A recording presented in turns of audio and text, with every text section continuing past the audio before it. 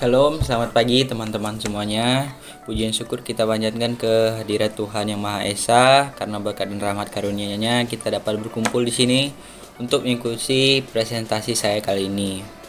Sebelumnya, perkenalkan, nama saya Melvin Matan dengan NIM 0201247789, Prodi Penyuluhan Pertanian Berkelanjutan tingkat 1B. Di sini saya akan membahas tentang materi macam-macam unsur hara dan mekanisme penyerapan dalam tanaman. Baik, sebelumnya tujuan saya membuat presentasi ini adalah untuk memenuhi tugas praktikum dari mata kuliah Teknologi Pembukaan yang diampu oleh Pak Bayu. Seperti yang kita ketahui, unsur hara memiliki peran yang sangat penting dalam pertumbuhan dan perkembangan tanaman. Tanpa unsur hara yang cukup, tanaman tidak dapat berkembang dengan baik dan pada akhirnya akan berdampak pada hasil panen dan ketahanan pangan. Oleh karena itu, dalam presentasi kali ini saya akan menjelaskan tentang jenis-jenis unsur hara dan fungsi bagi tanaman serta bagaimana mekanisme penyerapan unsur hara dari tanah ke dalam tanaman. Semoga pada materi kali ini akan memberikan wawasan bagi kita semua. Jika ada pertanyaan yang ingin didiskusikan, dapat teman-teman sampaikan di kolom komentar. Tanpa berlama-lama lagi, mari kita masuk ke pembahasannya. Baik, yang pertama yaitu pada pendahuluan, unsur hara itu adalah elemen yang dibutuhkan tanaman untuk tumbuh dan berkembang. Tanpa unsur hara yang cukup, tanaman akan mengalami gangguan pertumbuhan. Dalam presentasi ini, kita akan memahami klasifikasi unsur hara, perannya bagi tanaman, serta bagaimana tanaman menyerap unsur-unsur dari tanah tersebut. Pada unsur hara sangat penting dalam menunjang pertumbuhan tanaman karena berperan dalam proses metabolisme dan perkembangan struktur tanaman. Kemudian ada kelebihan dan kekurangan. Untuk kelebihan atau kekurangan unsur hara dapat menyebabkan gangguan psikologis yang menghambat pertumbuhan. Kemudian tujuan untuk presentasi ini adalah untuk memahami jenis-jenis unsur hara, peranannya, serta bagaimana tanaman menyerap unsur hara pada tanaman tersebut yang sudah tadi saya sampaikan pada pembukaan. Baik, selanjutnya untuk di slide yang ketiga ini yaitu klasifikasi unsur hara. Unsur hara dapat dibedakan menjadi dua kelompok utama. Yang pertama itu ada unsur hara makro dan unsur hara mikro. Kemudian untuk unsur hara mikro yang diperlukan dalam jumlah besar seperti nitrogen yaitu N, fosfor P, kalium K, kalsium Ca, magnesium Mg, dan sulfur yaitu S. Kemudian ada unsur hara mikro yang diperlukan dalam jumlah kecil tetapi sangat penting seperti besi yaitu Fe, mangan Mn, seng Zn, tembaga Cu, boron B, molybdenum Mo, dan klor yaitu Cl. Nah, selanjutnya di slide keempat yaitu fungsi unsur hara makro. Setiap unsur hara makro memiliki peran khusus. Jadi di unsur hara makro itu terdapat 6 unsur hara makro. Yang pertama yaitu nitrogen. Nitrogen itu berfungsi sebagai meningkatkan pertumbuhan daun dan pembentukan klorofil. Kemudian ada fosfor yang berperan dalam penyimpanan dan transfer energi yaitu ATP serta pembentukan DNA atau RNA. Kemudian ada kalium yang mengatur keseimbangan air dalam sel dan aktivitas enzim. Kemudian ada kalsium memperkuat dinding sel tanaman. Ada magnesium yang berfungsi untuk komponen utama klorofil penting dalam fotosintesis yaitu sebagai pembantu dalam melakukan fotosintesis.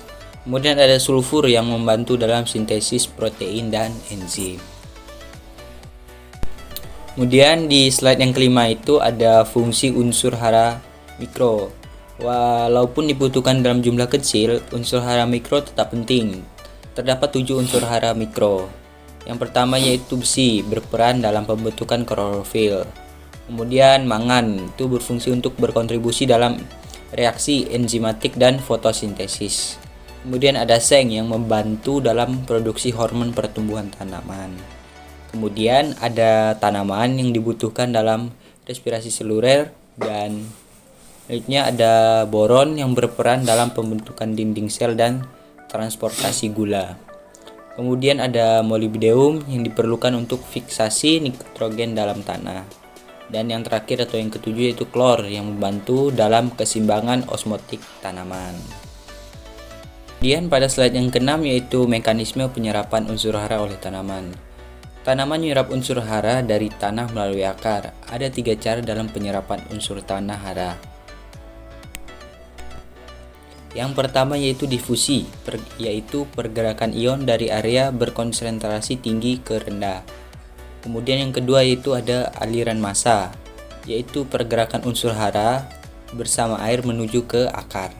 Kemudian yang ketiga yaitu pertukaran ion, interaksi antara akar dan partikel tanah yang mengikat unsur hara.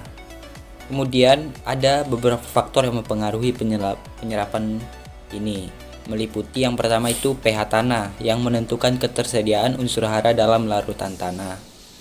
Kemudian yang kedua yaitu ada kadar air tanah, yaitu unsur hara mudah larut dan terserap dalam kondisi kelembapan optimal. Selanjutnya yaitu slide ketujuh. Di sini ada faktor yang mempengaruhi ketersediaan unsur hara di tanah. Ada beberapa faktor yang menyebabkan yang mempengaruhi ketersediaan unsur hara pada tanah, yaitu sebagai berikut. Yang pertama itu ada pH tanah. Unsur hara makro tersedia pada pH netral yaitu 6-7, sedangkan unsur mikro lebih mudah larut dalam kondisi asam. Kemudian ada bahan organik, yaitu meningkatkan kapasitas tanah dalam menyimpan air dan nutrisi, serta mendukung aktivitas mikroorganisme tanah untuk membantu dekomposisi bahan organik menjadi unsur hara yang lebih mudah diserap oleh tanaman. Dan juga ada kelembapan tanah ya, yaitu untuk membantu air untuk air membantu dalam transportasi unsur hara menuju ke akar.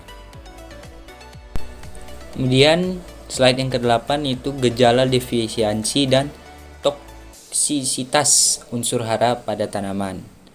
Kekurangan atau kelebihan unsur hara dapat menyebabkan masalah pada tanaman. Yang pertama atau gejala defisiensi yang pertama yaitu kekurangan nitrogen, yaitu daun menguning dan pertumbuhan kedil.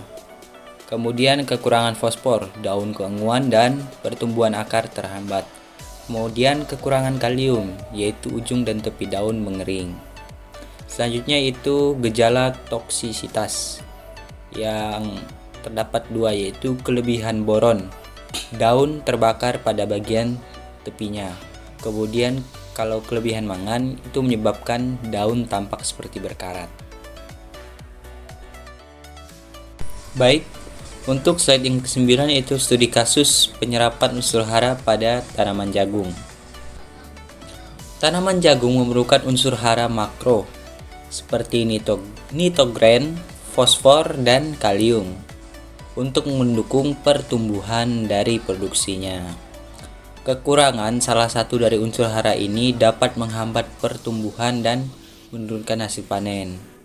Sebuah penelitian dilakukan untuk menguji pengaruh pemupukan N, P, dan K terhadap pertumbuhan jagung di Desa Dutohe, Kabupaten Bone Bolango. Percobaan ini menggunakan beberapa perlakuan pemupukan. Yang pertama yaitu NPK, itu pupuk lengkap, yaitu pemupukan dengan kombinasi N, P, dan K. Kemudian ada N dan P, yaitu pemupukan dengan N dan P tanpa K. Kemudian ada pemupukan N dan K tanpa P. Dan selanjutnya ada pemupukan dengan P dan K tanpa N. Jadi untuk hasil penelitian menunjukkan bahwa untuk perlakuan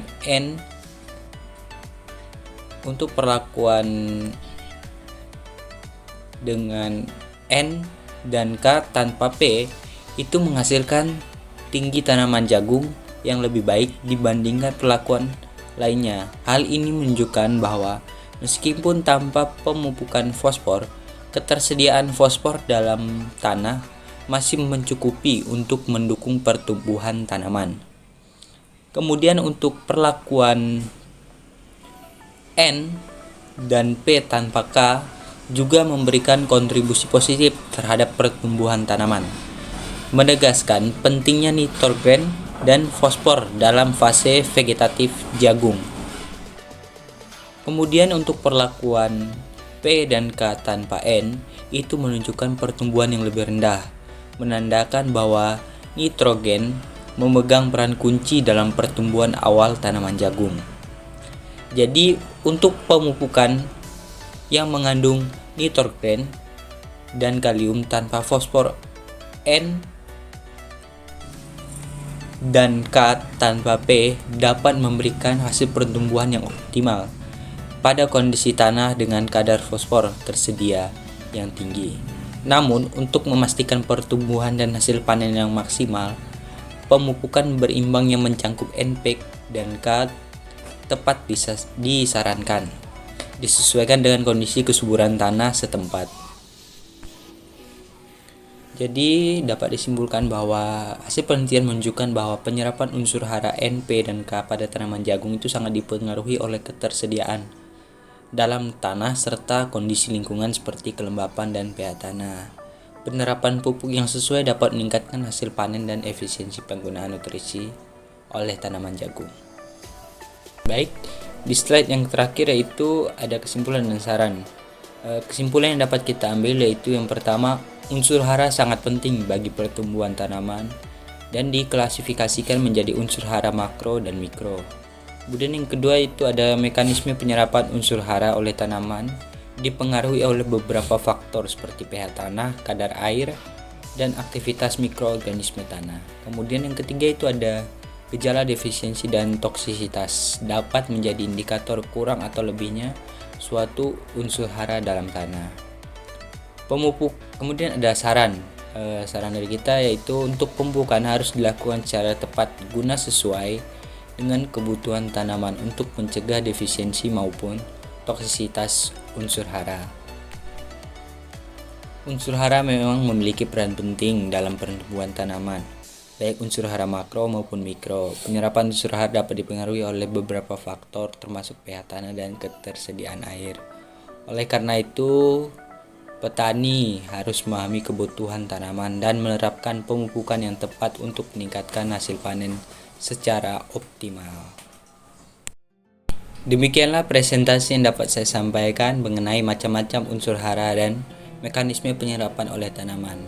Dari pembahasan ini, kita telah mengetahui bahwa unsur hara memiliki peran yang sangat penting dalam pertumbuhan tanaman, baik unsur hara makro maupun unsur hara mikro. Selain itu, mekanisme penyerapan unsur hara dapat dipengaruhi oleh faktor sebagai pH tanah, ketersediaan air, dan interaksi antara unsur hara di dalam tanaman. Saya berharap materi yang telah saya sampaikan dapat memberikan manfaat dan menambah wawasan kita semua, terutama dalam bidang pertanian dan ilmu tanah. Jika ada kesalahan dalam penyampaian atau jika ada kurang jelas, saya mohon maaf. Terima kasih atas perhatian dan partisipasi rekan-rekan sekalian. Jika ada pertanyaan atau diskusi, saya persilahkan. Teman-teman dapat komen di bawah. Sekian dari saya. Selamat siang dan sampai jumpa di video atau tugas berikutnya.